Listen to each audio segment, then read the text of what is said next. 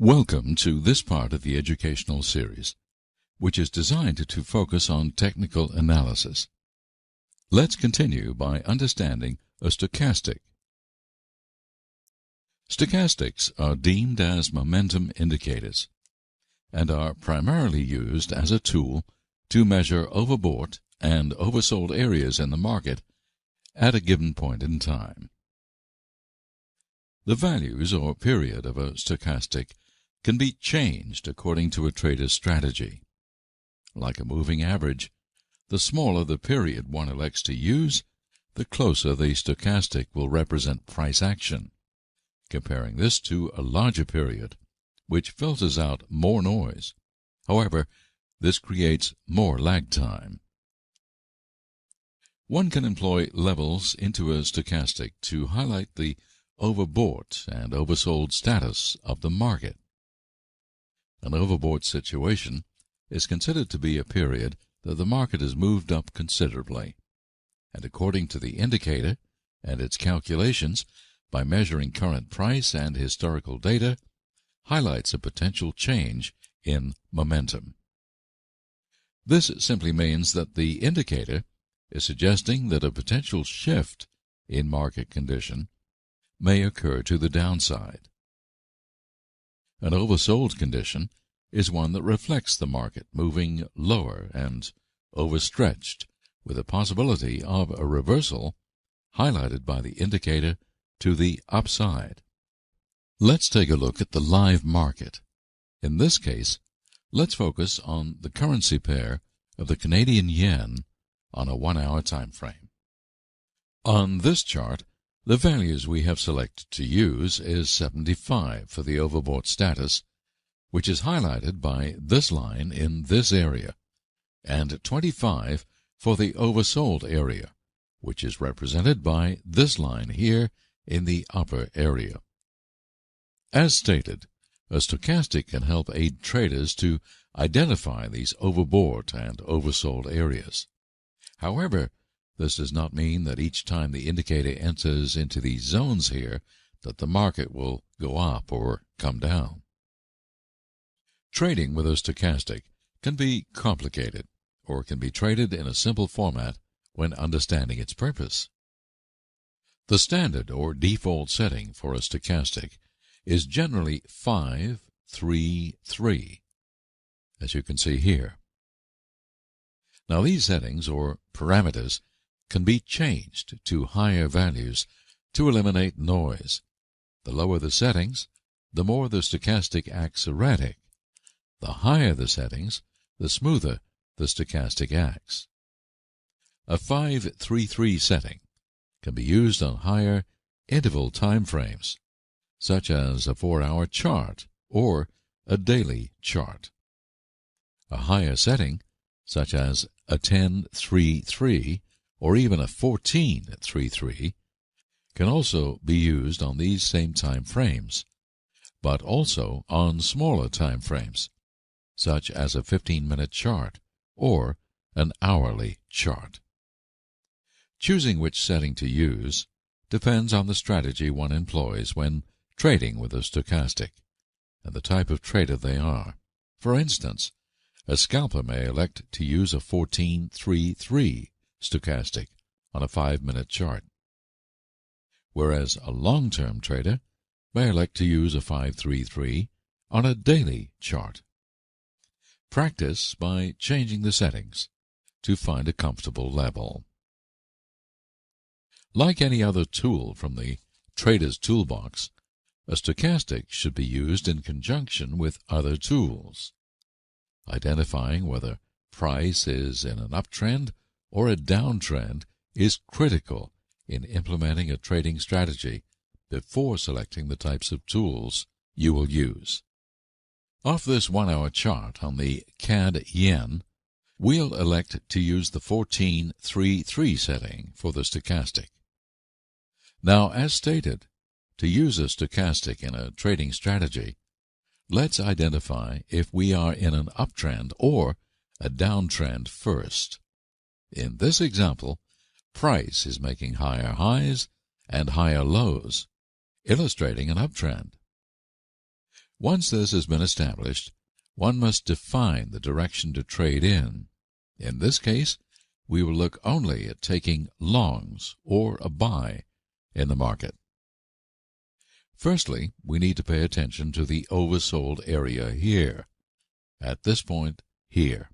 Once the stochastic enters this zone, this will govern the entry point to enter a buy order once the two lines have crossed upwards. The K period has crossed the D period line at this point. It must be stated that an entry is confirmed only when this occurs in the zone which is the oversold area, not above the area. It must be clearly in the oversold status to warrant an entry. As you can see, a buy order could have occurred at these points right here. Now, at this point here, price is making lower lows and lower highs. Therefore, we start to look for shorts or to sell, no more longs. We need the stochastic to head into the overbought area and wait for the stochastic to hook down and cross over in order to enter a short. From this example, this is the only opportunity here for a short, as we know price is going down, and for the first time, the stochastic is in the overbought area. Apart from using price action alone to define direction when trading with a stochastic, one may elect to add a filter into the mix to ensure a more detailed strategy. Adding the Trading at MA band indicator as a trade filter could help eliminate a lot of bad entries. It's a conservative approach by adding moving averages into the equation. For instance, once price is trading above the band, as you can see at this point here, we only look for longs or to buy. As price is trading below the band, we look for shorts or to sell. What we are doing is defining the trend by saying that the MA band is the filter. Above it, we buy, and below it, we sell.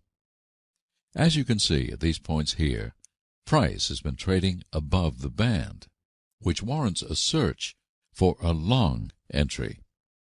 At this point, we have to look at the stochastic to make sure it's in the oversold area as it is here. Then we wait for the stochastic to hook up and cross over, then a buy order can be executed. Typically, the close of the candle or the bar should be above the MA band. However, at times it works just as well while the candle or bar closes in the band. Once price drops below the band, looking for a long is invalidated.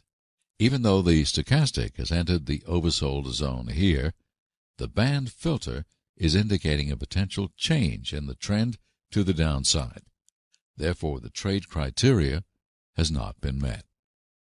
If we look at a short example, this is the only trade opportunity to sell the market here at this point, as price has been stair-stepping down, forming a downtrend, and price is also trading below the MA band.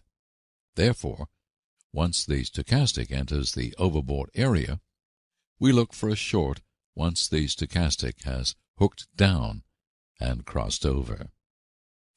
As you can see here, the parameters of the trade were not met. Even though the market did go lower, we did not have the stochastic in the overbought area at the time, even though price was trading below the band.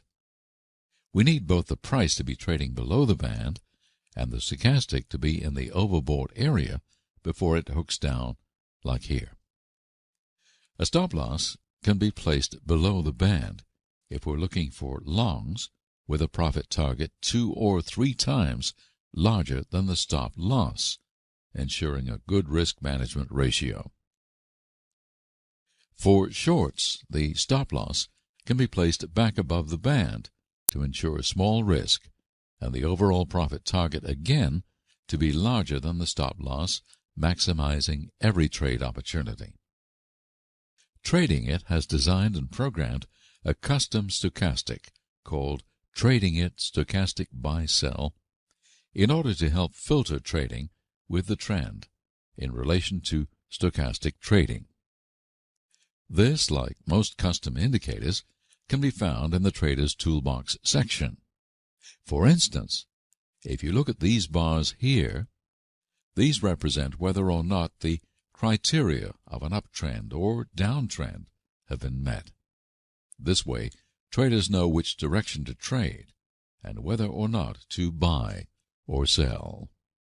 For instance, when price is trending up and the market retraces slightly or pulls back down by a small amount, the stochastic will head into the green zone. Once this occurs, the indicator, via its calculation, will highlight whether or not the market is still trending up by displaying another lighter zone within the whole oversold area. This is the stage that one looks for a buying opportunity once price is in the green zone, followed by another zone displayed, confirming that an uptrend may still be evident.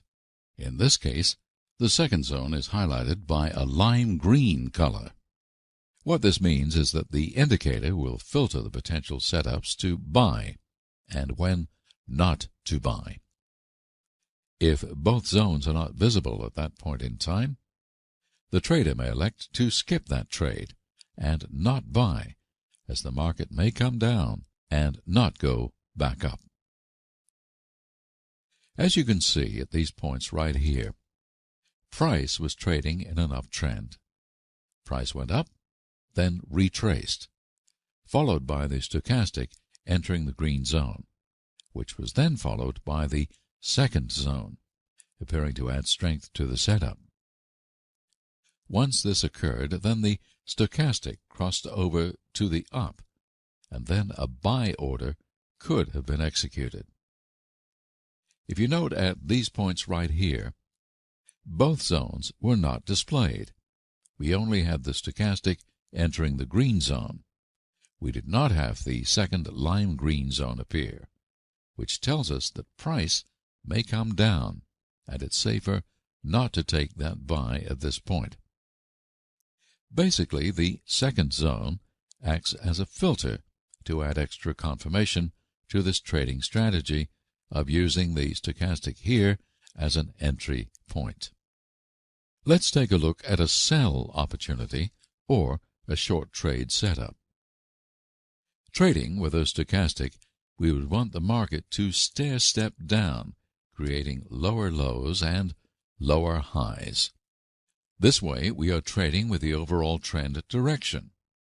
Once this is evident, we can look also at what the stochastic is doing. Once the stochastic enters the red zone, signifying that the market is in overbought conditions, we wait for the second zone to appear. When this happens, like right here for instance, we wait for the stochastic to hook down and cross over. Then a sell order can be executed, and one can go short. Look at every time both zones are displayed at these points. The market went down, and the trade would have been successful. If we look at the points like here and here, both zones were not visible, causing the trade to fail if a trader took a short at these points. The zone filter can be altered by the trader to use different parameters to help distinguish what they quantify as an uptrend or downtrend. They can also change the stochastic settings to best suit the time frame they wish to trade. For example, changing the MA value from 50 to 89 and the setting to 1035 could filter out better setups by the trader's discretion.